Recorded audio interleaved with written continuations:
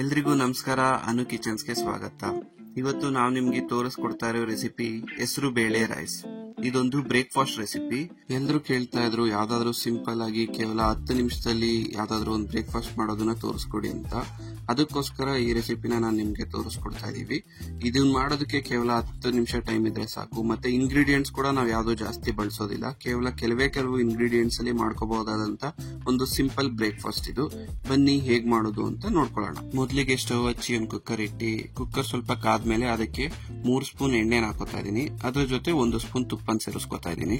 ಜೊತೆಗೆ 1 ಸ್ಪೂನ್ ಸಾಸಿವೆ, 1 ಸ್ಪೂನ್ ಜೀರಿಗೆ, 2 ಸ್ಪೂನ್ ಕಡಲೆಬೇಳೆನ ಹಾಕೋತಾ ಇದೀವಿ. ಇದೆಲ್ಲ ಹಾಕೊಂಡು ಕಡಲೆಬೇಳೆ ಸ್ವಲ್ಪ ಕೆಂಪುಗಾಗೋವರೆಗೂ ಚೆನ್ನಾಗಿ ಹುರ್ಕೋಬೇಕು. ನಾನು ಆಗ್ಲೇ ಹೇಳ್ದಂತೆ ಈ ಬ್ರೇಕ್ಫಾಸ್ಟ್ ಗೆ ಜಾಸ್ತಿ ಇಂಗ್ರೀಡಿಯೆಂಟ್ಸ್ ಏನು ಬೇಡ. ಕೇವಲ ಕೆಲವು ಇಂಗ್ರೀಡಿಯೆಂಟ್ಸ್ ಅಲ್ಲಿ ಮನೇಲಿರೋ ಐಟಮ್ಗಳಲ್ಲೇ ಮಾಡ್ಕೋಬಹುದಾದಂತ ಬ್ರೇಕ್ಫಾಸ್ಟ್.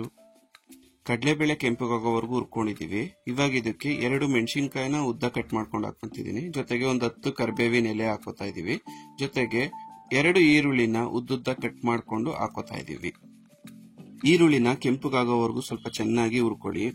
ಈರುಳ್ಳಿನ ನಾವಿಲ್ಲಿ ಬರೀ 2 ಹಾಕೊಂಡಿದೀವಿ. ಬಟ್ ನಿಮಗ್ ಬೇಕು ಅಂದ್ರೆ ಇನ್ನೂ ಒಂದು ಸೇರಿಸ್ಕೋಬಹುದು. ಈರುಳ್ಳಿ ಜಾಸ್ತಿ ಹಾಕಿದಷ್ಟು ಈ ರೈಸ್ಗೆ ಟೇಸ್ಟ್ ಜಾಸ್ತಿ ಇರುತ್ತೆ. ನಾವು 1 ಗ್ಲಾಸ್ ಅಕ್ಕಿ ಹಾಕೊಳ್ಳೋದ್ರಿಂದ 2 ತಪ್ಪಿದ್ರೆ 3 ಈರುಳ್ಳಿನ ಕಟ್ ಮಾಡಿ ಹಾಕೋಬಹುದು. ನೀವು ಸ್ವಲ್ಪ ಜಾಸ್ತಿ ರೈಸ್ ನ ಆಡ್ ಮಾಡ್ಕೋತೀರಾ ಅಂದ್ರೆ ಸ್ವಲ್ಪ ಜಾಸ್ತಿ ಈರುಳ್ಳಿನ ಹಾಕೊಳ್ಳಿ. ಈರುಳ್ಳಿ ಕೆಂಪಗಾಗಿದೆ, ಅದಕ್ಕೆ ಇವಾಗ 2 ಟೊಮೊಟೊನ ಸಣ್ಣದಾಗಿ ಕಟ್ ಮಾಡಿ ಹಾಕೊಂತಾ ಇದೀವಿ. ಇದನ್ನ ಹಾಕೊಂಡು ಸ್ವಲ್ಪ ಚೆನ್ನಾಗಿ ಹುರ್ಕೊಳ್ಳಿ. ನಮ್ದು ಟೊಮೊಟೊ ಹಸಿ ವಾಸನೆ ಏನಿದೆ ಅದೆಲ್ಲ ಹೋಗ್ಬೇಕು. ಹಸಿ ವಾಸನೆ ಇದ್ರೆ ನಿಮ್ಗೆ ಗೊತ್ತಿರುತ್ತೆ ಚೆನ್ನಾಗಿ ಟೇಸ್ಟ್ ಇರೋದಿಲ್ಲ. ಅದಕ್ಕೋಸ್ಕರ ಹಸಿ ವಾಸನೆ ಹೋಗೋ ಗಂಟ ಚೆನ್ನಾಗಿ ಟೊಮೊಟೊನ ಮತ್ತೆ ಈರುಳ್ಳಿ ಜೊತೆ ಚೆನ್ನಾಗಿ ಹುರ್ಕೊಳ್ಳಿ. ಇವಾಗ ಟೊಮೊಟೊ ಬೇಕೊಂಡ್ಲಿ ಅಂತ ಸ್ವಲ್ಪ ಉಪ್ಪನ್ನ ಹಾಕೋತಾ ಇದೀವಿ. ಇದು ರುಚಿಗೋಸ್ಕರ ಹಾಕೋತಾ ಇರೋ ಉಪ್ಪಲ್ಲ, ಕೇವಲ ಟೊಮೊಟೊ ಬೇಗ ಬೇಯಲಿ ಅಂತ ಹೇಳ್ಬಿಟ್ಟು ಹಾಕೋತಾ ಇರೋ ಉಪ್ಪು. ಉಪ್ಪನ್ನ ಹಾಕೊಂಡು ಸ್ವಲ್ಪ ಹೊತ್ತು ಬೇಯೋದಕ್ಕೆ ಬಿಡಿ, ಬೇಗ ಟೊಮೊಟೊ ಬೇಯುತ್ತೆ. ಟೊಮೊಟೊ ಬೆಂದಿದೆ. ಇವಾಗ ಅದಕ್ಕೆ 1/4 ಸ್ಪೂನ್ ಅರಿಶಿನ ಪುಡಿ ಮತ್ತೆ 1 ಸ್ಪೂನ್ ಸಾಂಬಾರ್ ಪುಡಿನ ಹಾಕೊಂಡು ಚೆನ್ನಾಗಿ ಮಿಕ್ಸ್ ಮಾಡ್ಕೊಡಿ. ನೋಡಿ, ನಾವು ಈ ರೈಸ್ಗೆ ಹಾಕೊಂತಾ ಇರೋದು ಪುಡಿ ಅಂದ್ರೆ ಸಾಂಬಾರ್ ಪುಡಿ ಒಂದೇನೆ. ಸಾಂಬಾರ್ ಪುಡಿ ಬಿಟ್ಟು ಬೇರೆ ಇನ್ನೇನು ಹಾಕೊಳ್ಳಲ್ಲ.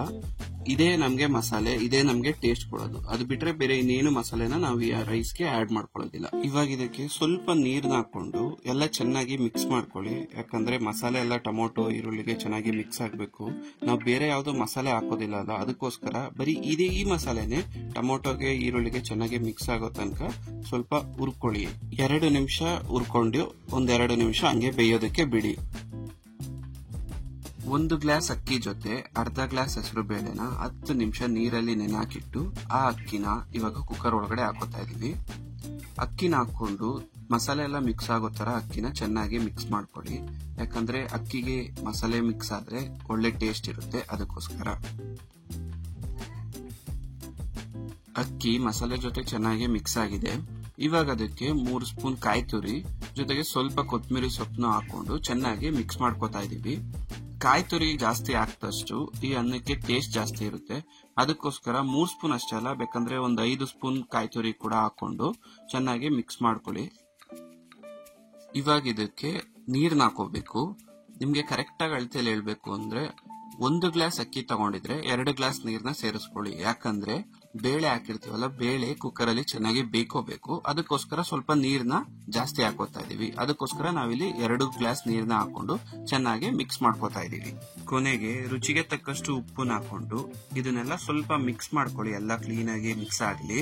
ಅದಾದ್ಮೇಲೆ ಕುಕ್ಕರ್ ಮುಚ್ಚಳ ಮುಚ್ಚಿ ವಿಸಿಲ್ ಇಟ್ಟು 2 ಕೂಗಿಸ್ಕೊಳ್ಳಿ ಸಾಕು. 2 ಕೂಗ್ನ ಕೂಗಿಸ್ಕೊಂಡಿದೀವಿ. ಇವಾಗ ವಿಸಿಲ್ ತೆಗೆದು ಕುಕ್ಕರ್ ಮುಚ್ಚಳ ತೆಗಿತಾ ಇದೀವಿ. ನೋಡ್ತಾ ಇದ್ದೀರಾ ಎಷ್ಟು ಚೆನ್ನಾಗಿ ಬಂದಿದೆ ನಮ್ ಬೇಳೆ ರೈಸ್ ಅಂತ ಹೇಳ್ಬಿಟ್ಟು.